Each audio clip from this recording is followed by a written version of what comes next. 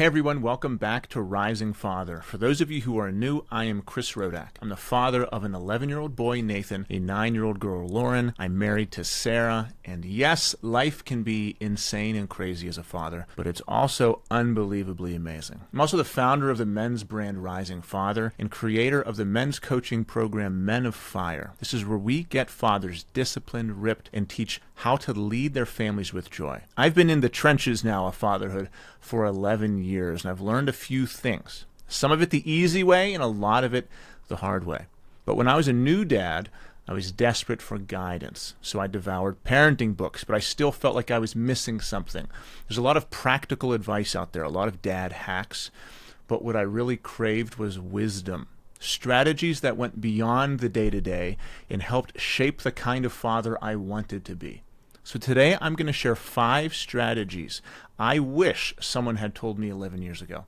These aren't just quick fixes, these are foundational principles that have shaped my approach to fatherhood and I believed helped me raise some pretty amazing kids. So if you are looking to build a deeper, more meaningful connection with your kids, this is the video for you. So the first thing that I wish someone would have taken me aside and said, hey Chris, you should do this, is start a skill with your kid whenever they're young. Like, you learn the skill from scratch. The thing that I did with my kids was jujitsu. Now, I didn't just force these activities on them and say, hey, you do it and I'm going to watch you, like the crazy football or wrestling dad. I started them with them so we could learn together. With both of my kids, we've learned guitar, keyboard, drums. We're a very musical family. I used to be a music teacher. My wife is a music teacher. So we can share that experience together. It's not about the kid learning the skill. It's a little bit about that. It's more about the shared experience you have. It's about the time you can spend together, the connection you can grow together, overcoming obstacles and failures. All of that is possible whenever you're learning a skill. I also want my kids to see their dad going after life. I want them to see that I have not given up. I'm not accepting a complacent dad bod. I'm not hitting the country clubs and retiring, because I want them, whenever they're my age, to also go after life. I don't want them to think, yeah, life ends at this point. I want them to see me passionate, energetic, learning new skills so that they also know it's possible for them. The best shared skill that we've done with our kids is jujitsu. I do it, my daughter does it, my son does it. We've done it together for 4 years now. We get to travel to tournaments together. At the end of the night, we go downstairs and I'll roll with them. You know, you're wrestling with your kids, you're getting that physical contact, you're spending the time with them, you're laughing, having fun, learning what it feels like to have someone on top of you and not freaking out. And there's so many massive lessons of failure and overcoming obstacles that happen within jujitsu. They also get to see me fail. Like when I do jujitsu, I'm a purple belt, but I'm going up against big black belts and people who can kick my butt. So my kids get to watch me fail and then come back and keep on going. So I don't want them to have that perfectionist mindset of everything has to be perfect. Jiu-Jitsu is the perfect teacher for that. We are both learning how to overcome failure together. We are both spending time together. We get to talk about it. I could do Jiu-Jitsu for 40 more years. I'm 37. Yeah, there's some 70-year-olds who do 40 more years. My kids can do it for 70 more years. That gives us something in common to do. It doesn't have to be a physical thing. It could be a musical thing. It could be gardening together. It could be golfing, whatever you want. Arts and crafts, doesn't matter. Whenever you introduce something to your children, try to also start it yourself so you will always have that thing together you can do together. And remember, the point isn't having them learn the skill. The point is shared experience, overcoming obstacles, and showing them that learning is a lifelong journey, not something you just do as a kid. The second one is let them talk. Now, this is a hard one, and I had to overcome this, but it's been instrumental in growing the relationship with my kids. So many times as fathers, we feel like we always have to be teaching a lesson. We always must be imparting wisdom to them. And that sometimes builds a cage around what they feel like they're able to tell us. Because like, oh, when I talk to dad, he's going to try to teach me something. So here's a story that will help give this point. My son, Nathan, was having a bad time at school last year. And this was partly where this point was really driven home, and I was like, okay, I need to do this more. Having a real hard time at school with some friends, like his friend group was changing, Some kids that he thought were his really close friends were picking on him. And he really wanted to talk about it. I could tell he was upset. My first inclination was to just make sure that he feels a certain way. Like, he felt a certain way. He was upset. I didn't want him to feel upset anymore. So my first inclination is, okay, well, I'm going to say these things to him so he doesn't feel that way anymore. No, it's okay to let our kids have feelings. And sometimes we try to over-teach whenever we just need to let them experience their feelings and talk. We also shut them down whenever we talk so much.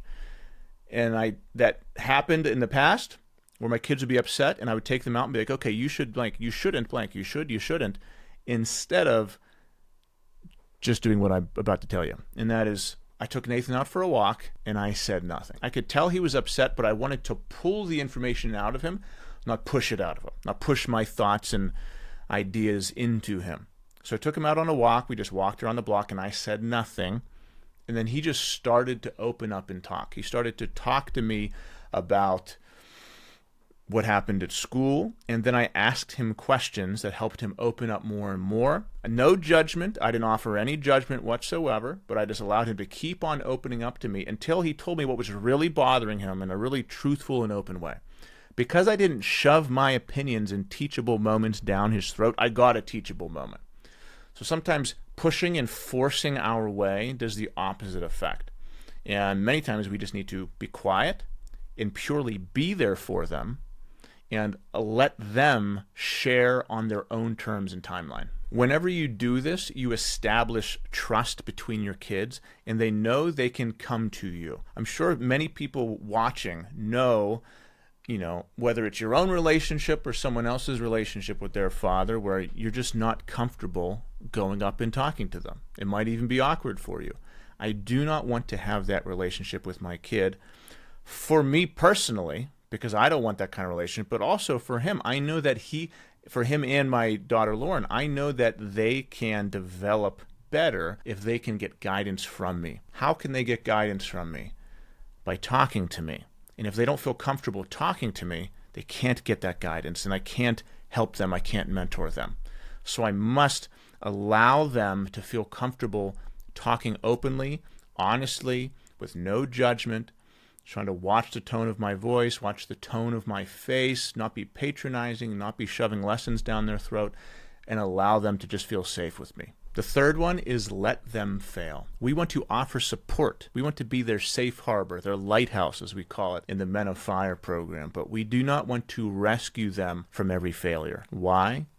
Because perfectionism, constantly seeking comfort, constantly running from risk, is maybe one of the biggest reasons that guys sabotage themselves and stay stuck in a life they don't want. I know when I was the most stuck and frustrated in my life, it was because I was not seeking the hard road, not taking risks, not investing in myself, not punishing myself and seeking the uncomfortable things and avoiding the things I knew I had to do. That's whenever I was the most stuck and frustrated, because I was running from pain. I was always running from what if the worst happens? Because in my mind, if the worst thing happened, I couldn't handle it. I would crumble. So that starts young whenever you're so terrified of failing that you do everything possible to avoid it. Many of us parents impart that on our kids. We give them that. It's, if you don't score this many points in your basketball game, you're a failure. You messed up last game, you scored 10. You only scored 8 this game. Or if you don't get first place, or if you don't get an A, blah, blah, blah. And we make their identity centered around the results they achieve in life. So then our kids want so badly for us to love them and approve of them. They want our attention. They think that they can only get our love if they're achieving for us. So their entire identity is then tied to achievement and results. They think if I don't achieve this, mom and dad aren't going to love me. Why? Because I only get positive praise when I'm achieving for them. That's not what I want for my kids. I want them to feel completely comfortable with who they are. And in terms of what we do in our program, maybe the number one self-sabotaging thing these guys do is tying their identity to results and achievement instead of the habits and the person they are on the inside. Like when a guy is stuck in a hamster wheel and is stuck in a cycle of self-sabotage, a lot of times it's that perfectionist mindset, and they're so results focused, they've lost sight of who they truly are and what really matters. And that's showing up. It's doing the thing you told yourself you wouldn't do. So how do we do that with our kids? It starts when they're young. It starts by letting them feel emotions, letting them fail, letting them make mistakes, letting them learn how to overcome resistance, obstacles, and failure. One of the best things that ever happened to my son Nathan is going to a jiu-jitsu tournament and losing 4 straight matches. At this point in his life, he was dominating. Like he was in the weight and age bracket where he was just dominating everyone. And we went to this huge tournament out in Detroit, and there's tons of great kids there. Lots of kids registered, and he got destroyed. First 4 matches in a row. He wanted to quit. He wanted to give up. He thought he was a failure. He actually said, I don't want to do jiu-jitsu anymore. And he had 4 more matches to go. So I said to myself, this is the perfect opportunity for him to learn the value of failure and how to be your own coach and pump yourself up. So we had an hour break between the next 4 matches. So I said, Nathan, you lost 4 in a row. Here's what we can do. You can either quit and we can just stop jiu-jitsu, or you can have the biggest comeback that you've ever had. I said, just imagine after losing 4, if you come back and you start winning. So what I'm doing is I'm changing the story. I'm shifting his perspective. I'm shifting his identity a little bit around, okay, here's what happened. I can either look at what happened and say, this is the reason I'm a failure, or I could say, the thing that happened is the reason why I am such a savage. And by coaching him to coach himself like this, he wanted to stay in. He then won 4 in a row. And every single consecutive match after that, he was getting more and more pumped up, more inspired, more motivated. And then he won gold in his division. If I robbed that failure from him, he would have missed one of the biggest lessons in his life. Now he has a memory of him failing, but overcoming it. That is a massive vote for who he is, as James Clear says. He will always know in the future that it's okay if I take a risk. It's okay if I try this business and it doesn't work out. It's okay if I ask this girl out and she says no. Because when I fail, I just pivot and I rise. I just get back up. When we shield our kids from all pain, all suffering, all disappointment, we are doing them a disservice. The best lessons they can learn are through overcoming failure, not by avoiding it. Be there to support them in the failure, help guide them, help them process their emotions, but resist the urge to swoop in and save them from it. Number 4 is every single interaction compounds. Every high five, every word we speak, how you look at them. All of these millions of interactions that you're going to have with your children over the course of, let's say, 18 years, will paint a picture of who you are in their minds. So are you coming off warm, supportive, strong, encouraging, inspiring, the rock for them? Or are you the guy who makes them feel cold, who makes them feel judged, who is unpresent, doesn't look at them, is always looking at his phone? Like all of these little interactions are what they think about when they think, this is my dad. Is he there for me or not? When my kids think of me, I want them to have the strength of knowing their dad is there for them so that they can go through life with that strength. I want them to think, I know that when I'm in my weakest point, my dad's going to be there for me. And I want to be that kind of dad to my kid. So here's how that compounds. It's whenever you look at them and you're stressed, how are you looking at them? Whenever you speak to them and you're stressed, how do you speak to them? Every single time they walk down the steps and they look at you, they're thinking, this is my dad seeing me. What are they seeing? Do you really see them, or are you looking at your phone, looking away, or do you look judgmental at them? I first started to notice this first couple years of my kid's life. When I'd be stressed about work or finances or something else, I did not like, in some instances, how I was speaking to my son. I would say his name, but if I was stressed, you could tell that I was stressed, and I noticed that about myself. So I just made an agreement with myself. I said, you are going to always, when you talk to him, you're going to call him buddy, or some other positive word that is positive. Like, I'm going to call him something that is just a positive word. Maybe his name even, but just something that builds him up. I also said, every time he walks into the room, I'm going to be smiling. Because at this time in my life, like, I was really struggling in some areas, and I said, that should not affect how my son sees his father. That should not affect what I'm going to give him. I need to be stronger than the obstacles I'm going through. Anytime my kids see me, I want to look at them and smile. Give them a hug if they're coming towards me. And I've done that for the last decade. I work from home now. Every time my kids come in the door, it's eye contact, smile, no phones around, big hug. I wake up way before they do. Whenever they come downstairs, it's eye contact, smile, hug. So every time they see their dad, it's, my dad loves me. I want them to know that down to their core. But it's easy to let that go. It's easy to, if you are not intentional about it, it's easy to let the stress of your life overtake how you come off. So what you call them matters. A lot of people have this relationship with their kids where they're always antagonizing them, teasing them, kind of like lightheartedly making fun of them. You're also shaping their inner voice. You're also shaping how they speak to themselves. Like, if you think something's possible for me, it comes from what you hear on TV, comes from your teachers, but in a large part it comes from your parents. How did your parents talk to you? Did they speak inspiration to you? Did they say anything is possible for you, or did they say you're probably going to screw that up? That ends up being what your kids speak to themselves. So anytime I speak to them, I got to be aware, am I building them up or am I tearing them down? And how many times are you going to speak to your kids over 18 years?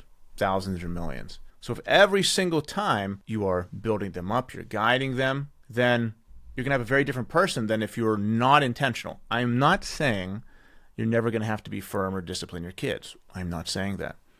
I'm saying when you have the option, always choose to build them up.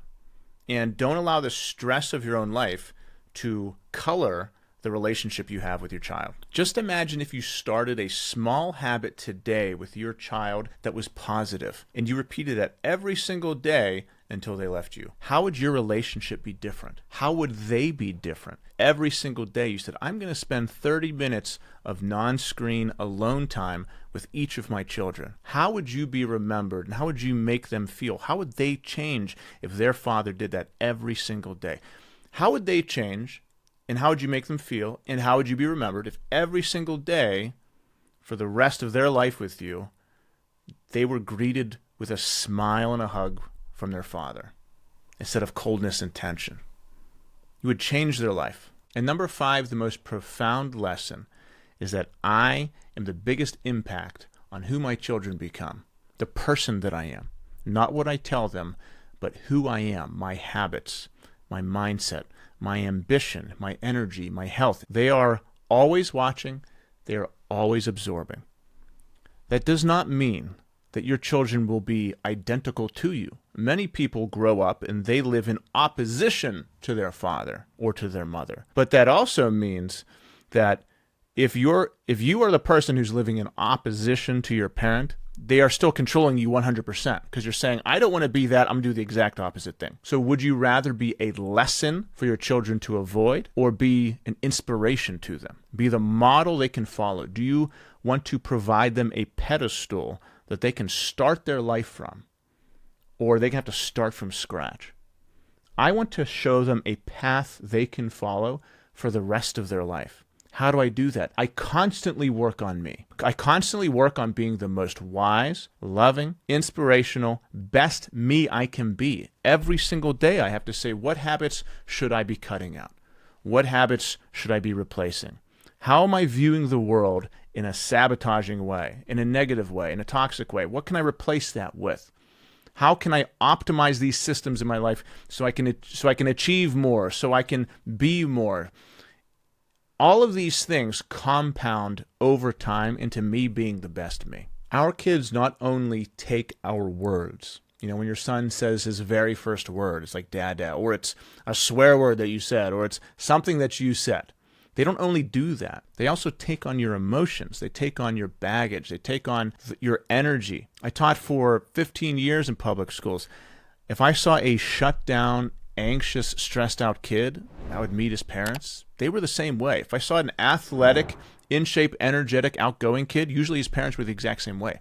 It's obviously not 1,000% of the time, but a vast majority of it. If you believe that you have an influence on who your kids become, then that means that you have a massive responsibility to become the greatest person you can become. If you choose to be that kind of influence, if you choose to have that kind of impact on your children. That's the choice that we all have to make every single day. It's, who do I want to be today? Which version of myself am I going to listen to? Am I going to listen to the complacent Chris who wants me to sleep in, skip the gym, and not track his nutrition, just let himself go, get the dad bod, and not do the dishes or do whatever? Or do I want to be the elite Chris, be that guy who is actively chasing his best? And then, as I become my best, I have two kids who are watching me every single day. I have my daughter who's watching her father become his best. I have a son who's watching his father become his best. And do you think that has a positive or negative impact on them? Versus if my attitude was, well, let's just see what happens to them. Kids will be kids. I did it. My dad didn't do this to me, so I'll see what happens to them. Which of those two versions am I giving them a boost or giving them an anchor that will sink their life? I choose to believe that I have a massive impact on my kids, so that puts a massive responsibility on me to live the best life I can. So when Nathan was born, if someone came up to me and said, Chris, this is go time. This is when you must become your best. You must become your most disciplined, your most wise. This is your time to become all you can be, not just for you, but to show your kids what's possible. So I hope this was helpful for you. These 5 principles are not quick, easy parenting hacks. These are life lessons. These are philosophies of how to see yourself. These make up your identity as a father. And they're revelations I've had throughout my time so far. Next year, when my kids are 18, whenever they're gone, 20 years from now, I'll have a completely different perspective. But as a father of 11 years, these have been 5 of the most impactful lessons. And I will make more videos because I've got more lessons to share. And like I said, this year, I want to really grow this YouTube channel and hone in on some of this educational content that I can give to you. So if you want to, in the comments, let me know what are some of your foundational principles that guide your life as a father? Or if you're an experienced father, what is your perspective? What do you think of this? What are some of the strategies that you employ? Or if you're a new father, what are some of the challenges that you need some advice on? Like, let's be a community and help each other out. I'm interested. So like, share, subscribe, all that stuff helps me grow the channel. And I hope this was valuable to you.